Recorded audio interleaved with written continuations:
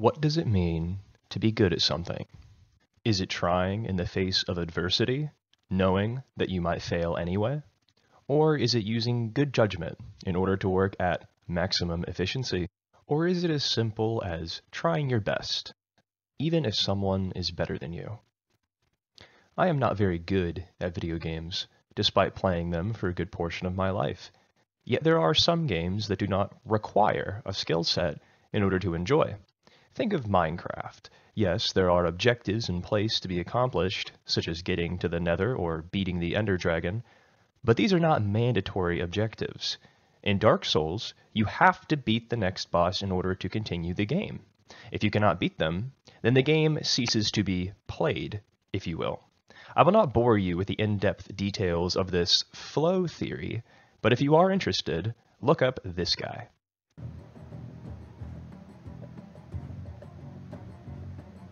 Project Zomboid is a very challenging game, but can be just as enjoyable if you play wisely. For the last couple of playthroughs, I've been trying to make it to 100 days, but this is no easy feat. My longest-lived character was about 20 in-game days, while my shortest-lived character was 7 real-life minutes. In this video, I ask myself, can I survive 1 week in Project Zomboid? But first, let me tell you a little about our character. His name is August Crow. A repairman by profession, August found himself as a shut-in toward the beginning of the outbreak. This led to him obtaining the obese trait, but a life working with his hands made him strong, which would have its advantages in the apocalypse. His home is in Riverside. Now surrounded by the unholy in this hell on earth, his only goal is to survive, by any means necessary, 1 day at a time. Alright, August, show me what you're made of. It all began with snooping around for a way to defend myself. I found a kitchen knife and a rolling pin, strapped the pin to my back, and began watching the cooking show. The plan was to loot the surrounding houses in the cul-de-sac, do some squats in my spare time, and eventually settle somewhere of my choosing. But for now, the house that I spawned in would do nicely for a temporary safe house. Walking outside, I disposed of my first zombie, who was kind enough to be carrying a digital watch. Another dead zombie later, and I got myself some protection for my upper body in the form of a leather jacket. Hearing some banging next door, I crawled through the window and took care of the noisemaker,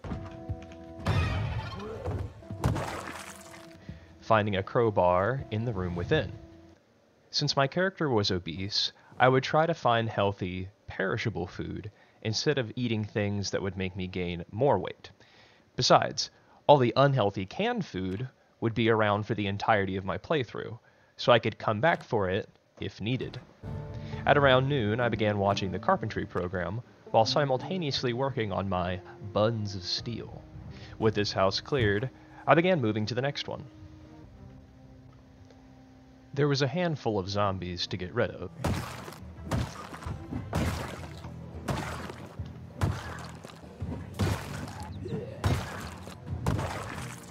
But the last one to be killed was an interesting experience. The fuck was that? It was like I curb stomped while he was already standing. But all that remained were the zombinos inside the house. Upon killing this particular zombie, I was mildly exhausted. I ate some graham crackers and began sewing leather patches on my jacket and pants for extra protection. The third house to be looted had some sick military boots that would make stomping go much smoother.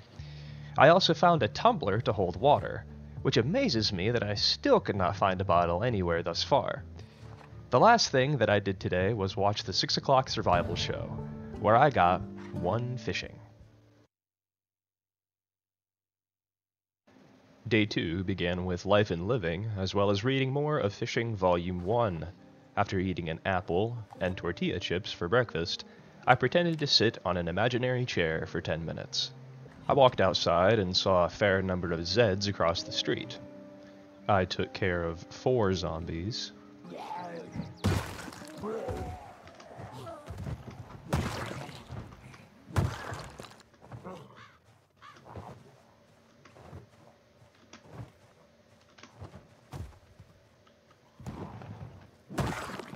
before heading back inside to rest up. Once rested, I made my way to the first house on the left side of the street, which had a shed. I found a hunter magazine that made it possible for me to craft trap box and cage traps. I also found an M9 pistol, but I figured I would save that for later. There was also a barricaded door with a potential friend on the other side, kindly asking to be let out. I thought I should leave them there, since, who knows, maybe they want to be inside. In the shed, I found a box of nails, some metalworking equipment, and some vehicle stuff. Not wanting to leave any stone unturned, I went back inside the house and introduced my introverted friend to my insoles. I went back home to drop off the loot and catch the next segment on Life and Living. I wanted to consolidate as much of the loot as possible, so I began grabbing everything that was not nailed down. Even though I did technically grab that plank that was nailed down, but whatever.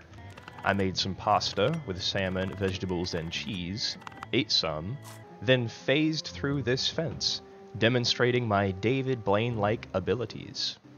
This is a reminder to always vault fences slowly, to avoid any unnecessary injuries. The first house on the right was the last one to be looted. It had 3 zombies to the south, so I cleared them out as well.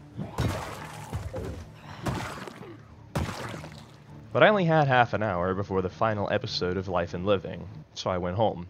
Before going to bed, I barricaded my bedroom window to avoid nighttime neck nuzzles from the night creatures. With my bedroom now secure, it was finally time for bed. Day 3 began with me taking off most of my clothes at 2 in the morning before doing some, you guessed it, squats. Since it was still dark out, I thought this would be an ideal time to get some fishing reading done. So, once again, I began learning how to become a master baiter. After the cooking program, I went outside and discovered that there was a thick fog in the air. I began placing X's on all of the houses that had nothing of value left in them. I heard a knock at the door and discovered an unexpected house guest, who was kind enough to bring me a hard hat. And you know what? I appreciate the hard hat. It really means a lot. Since I was slightly over-encumbered, I went home, which was the right move since I had left the oven on. I made some salmon pasta, remembering to turn the oven off when I was finished. When I went outside again, the weather had turned from foggy to rainy, and this zombie was looking for a friend. After playing in the rain with them, I made an interesting discovery. When I tried to open this window with my crowbar, I failed to do so, and this completely drained my endurance. I climbed in the window and found a CD that reminded me of a pretty catchy song.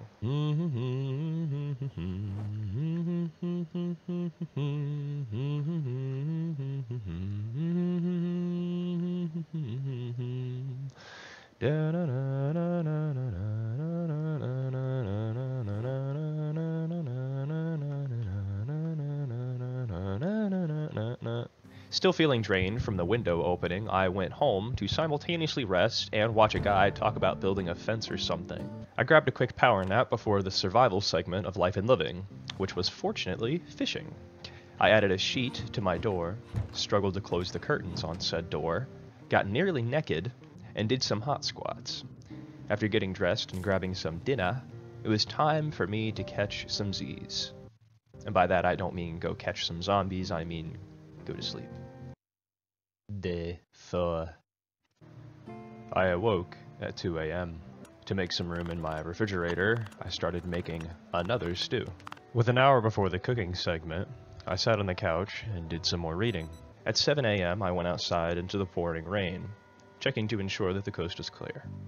Venturing out of the cul-de-sac, I explored a nearby house, where I found a nice satchel to equip on my back.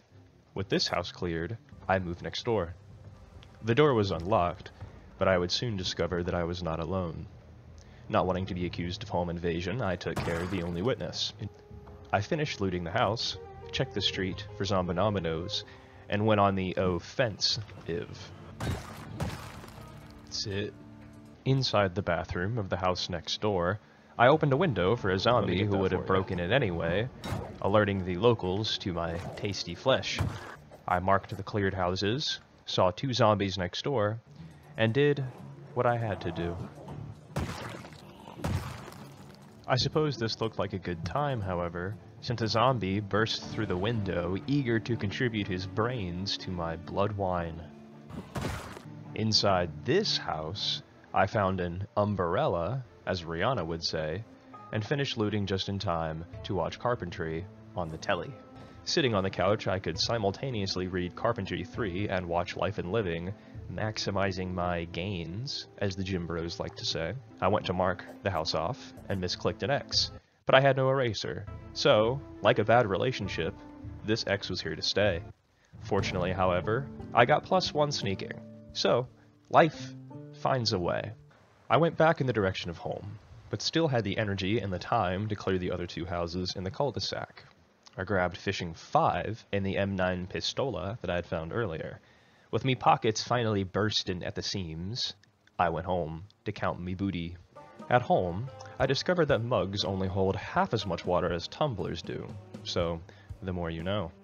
I then began the loot organization process, which might be why this game appeals to me on a spiritual level. You get to be a loot goblin.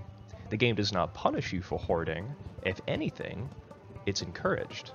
I racked the gat and placed it on the kitchen table next to the mug, hoping that this mug would not gain sentience and turn on me for dissing its ability to hold water. I would not want to get mugged, after all. After sorting the loot, I worked up quite the appetite, so I consumed an entire head of cabbage. Oh, my cabbages! I then went to catch today's last segment on the telly, but not before shedding my clothes and doing some good old squattaroonies. On TV, they taught me how to build a campfire, like the proper caveman that I would one day have to become. I also finally put a sheet on my front door after day 4, like the smooth-brained gamer that I am. I went to go to sleep, but wound up lying on the other side of the bed, closest to the window. Call me superstitious. Wow, I can't believe I spelled that correctly on the script in my first try, right on. But I didn't want to wake up on the wrong side of the bed. So, like a certain Star Wars character, I switched sides. And if you were thinking of Finn, then you would be thinking the same thing I did at first. But then I realized there is another Skywalker. But enough cleverness. Now was bedtime. Day 5. Still naked from the night prior, I put my clothes back on and proceeded to finish Fishing Volume 1. This morning for breakfast, I had some leftover stew and an entire lime. With my belly full, the day's adventures could now begin. Not checking my surroundings, I rushed outside. This was a mistake.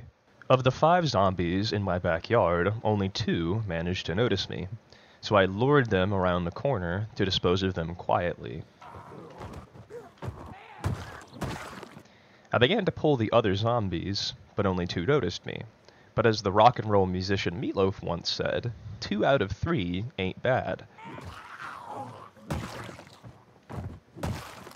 With those 2 gone, I tried to lure the 5th and what I thought was the final zombie, but I was mistaken. Thinking that the horde was far enough away, I started to attack the lone zombie. Unfortunately, a handful heard the commotion. Fortunately, however, I had a fence on my side. I was uncomfortable with this many zombies near my safe house, so like the master fisherman I was hoping to become one day, I began luring.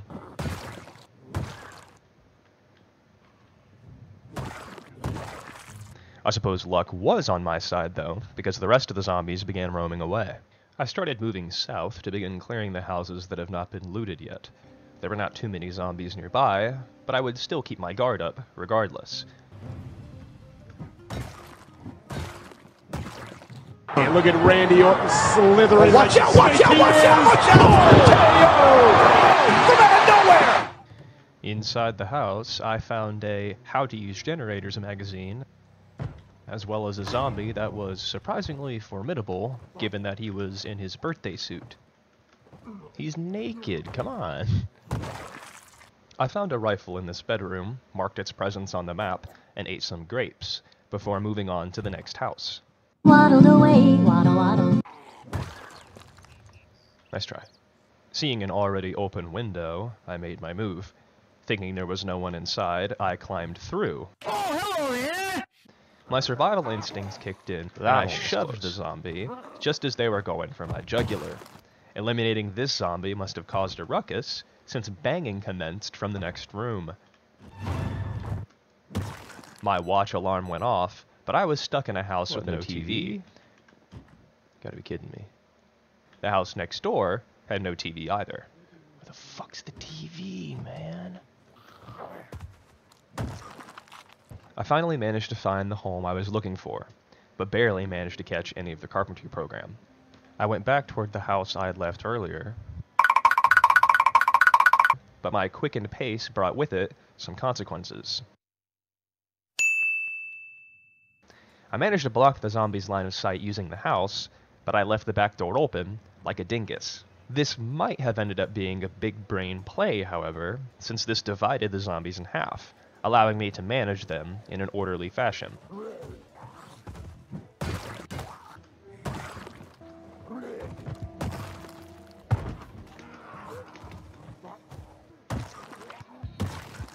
Taking everything left of value, I left the house and remembered to close the door this time. This attracted the attention of the remaining zombies, but putting them to sleep took more time than usual since I was becoming progressively more tired and fatigued with each shove and stomp. Why won't you die? With my arms having been turned into noodles, I set off for home. On my way back, I found this lone zombie who must have been training his fitness skill. I greeted him verbally, hi, and then non-verbally. I went to walk back inside using my front door, but remember earlier when I left out the back door? Turns out there was another horde to the east of my house that I managed to miss, or rather, they missed me. This time, however, I would not be missed. Getting increasingly tired, things were not looking good. I did my best not to panic, but the more I button mashed, the more moodles managed to appear on my screen. I was lucky enough to not attract any more zombies, and finally managed to make it inside, doing my best to stay as quiet as possible. At 4 p.m., I had become very tired. I drank my fill of water, sat on the couch, and read Trapping 1 while watching the TV. After a long day of clearing houses and neighborhoods full of zombies, it was finally time for bed. I awoke 20 minutes before my alarm actually went off. I'd like to think that August is getting used to life in the apocalypse, but too much pride would do him no favors. If anything, his hubris could cause him to pay the ultimate price. Or is it my hubris? At this point, the lines are beginning to blur between his life and my own. My decisions are his decisions, and my mistakes are reflected accordingly in the form of his suffering. I like to think it's a metaphor for life in general. What we do today affects what happens tomorrow, and as long as we proceed carefully, there will still be a tomorrow. But enough existentialism. What actually happened this morning? Reading, cooking show, eating breakfast, making steak, salmon, and veggie stew, then going outside to count zombies. I see one. I did what I could to bait this zombie into jumping over the fence. Hop over, hop over, hop over. Come on, come on, come on, come on, hop over. What are you doing? He finally did. There we go. I whiffed it. Since he was already on the ground, I turned my attention to the zombie that was, like Elton John, still standing. Once they were gone, I went back to the fencer. He managed to catch me between swings. Ooh, made my butthole pucker. Then I started heading north toward the strip mall and the post office. The tree just moved. Right here. There.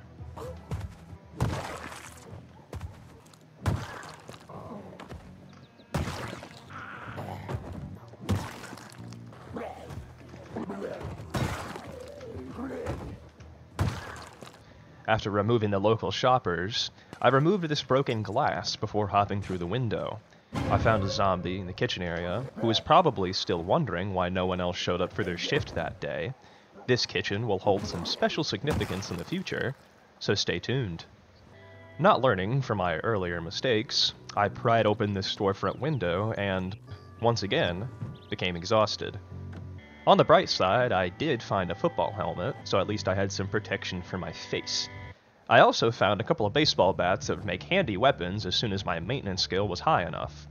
Also, the repairman profession has an XP multiplier for short blunt, like the carpenter, so I would eventually realize this and change the weapons I was using, but for now, crowbar. I went home to store the formerly shoplifted items, rest up on the couch, and watch some carpentry on the TV. I also finally got an eraser so that X on my map is gone now. I then grabbed another quick power nap, since I was very tired. The nap turned out a little longer than I expected, since I managed to manually turn off the alarm just in time before it got a chance to go off. Completely rested, I went and sat on the couch, completing day 6. Day 7 began with watching a little TV, grabbing a midnight snack, and then doing the old get naked and squat routine. I then grabbed some soap and started washing my dirty clothes. My logic was that if a zombie manages to injure me, it would be better if my clothes were clean, right? A big reason Civil War troops would die of infection back in the day was from bullets shoving dirty pieces of fabric into their intestines when they were shot. So getting wounded in clean clothes meant better chances for their survival. But who knows? If anybody knows about dirty clothes affecting infection rates, please comment below. As my clothes dried, I read more about how to trap helpless herbivores. As soon as my clothes were dry, I got dressed. I then kept on reading about how to perpetuate PETA's parameters while watching the cooking show. At 7 a.m., I did something that would fundamentally change the rest of this playthrough. I ate a banana.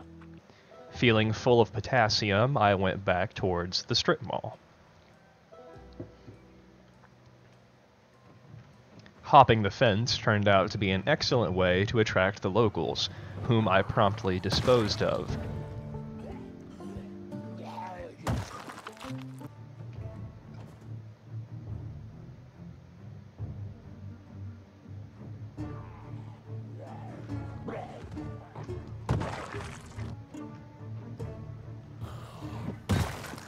And commended for trying. You tried. I commend you for trying. The next point of interest on my radar was the post office. The front door was unlocked, which was nice. Inside, I did the whole quickly open and shut the door routine to see if any zombies were within, and this turned out to be helpful. Although this trick was trivial on the doors with windows, or the rooms that had windows for walls. That being said, I still somehow managed to get scared. After checking my drawers for a Hershey's Kiss, I found the motherlode of books. Holy Jesus. Holy Jesus. What is that? What the fuck is that? After grabbing all of the knowledge that I could, I set off for home, but not before making sure that I was not followed. Once I arrived at home, I quickly realized that my bookshelf did not have the means to accommodate the sheer volume of books that I had acquired, so I moved all the skill books onto these shelves in this closet. My alarm went off, and so it was time for more life and living, earning August another skill point in carpentry. Waiting for my stew to finish cooking, I became stricken with exercise fatigue, but no pain, no gain, as they say, so I powered through and got to squatting. Feeling a little sleepy, I took another nap. After the nap, I added all the survival books to my inventory so I could read the book befitting to whatever was on TV. This turned out to be foraging, so I began studying the art of mushroom plucking. Once the show was complete, I grabbed some stew for dinner, got somewhat undressed to avoid overheating in my sleep, made sure my alarm was set, and went off to dreamland. Day 8 begins with me removing the remainder of my clothing before... Anyone? That's right, class. Squats again. 30 minutes of squats later, and I was resting up before getting dressed once more. Now, I know the goal of this video was to survive for a week, and we technically did. But today is the day where things got pretty crazy. So, not wanting to keep you all from soaking up this juicy, thrilling content, I shall keep going as long as August here is still standing. There was more learning how to cook on the TV, more stew for brekkie, than making a game plan. I think I'm gonna go ahead and work on the strip mall a little bit. If it's raining, I don't want to get into too much combat. I can go in and out of buildings.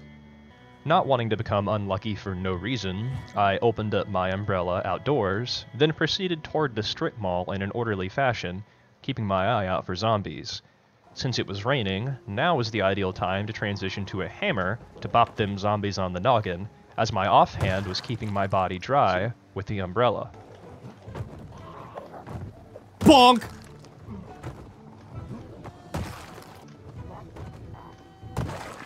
After eliminating the Zeds in the surrounding area, I checked around the corner of the furniture store and saw this clump of zombies.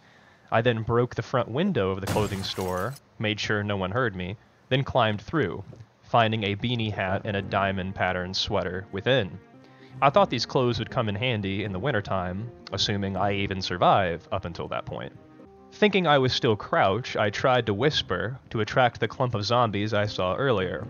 Instead, I yelled at them as if I were yodeling on top of a frickin' mountain.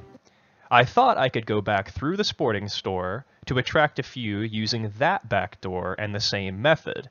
But 3 zombies managed to notice me at the same time, so I went back through the store and tried the same tactic using the grocer's back door.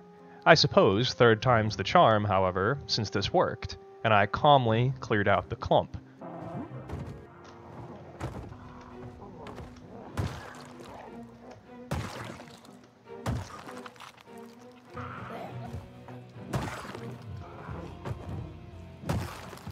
I then went back inside the kitchen to rest and think of what to do next. However, fate had other plans.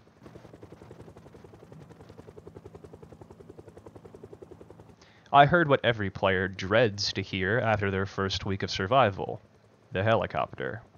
I thought if I hunkered down in this kitchen, that maybe I would not be seen by the heli, and therefore no zombies could be attracted to my presence.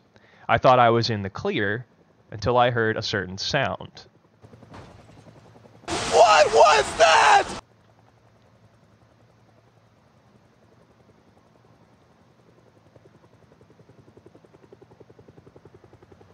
It was now or never. It is time to go. I began running north into the forest, hoping that I would not be seen in the air or on the ground.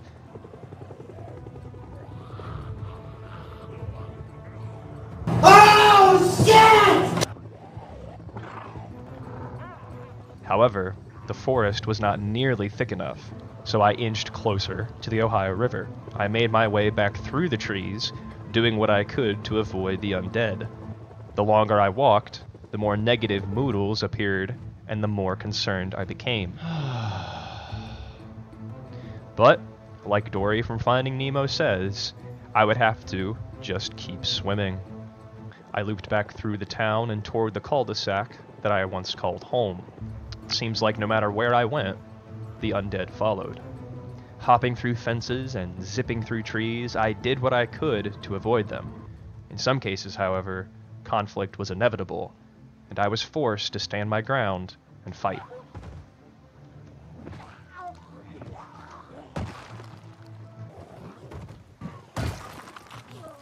I'm about to end this man's whole career. Fuck.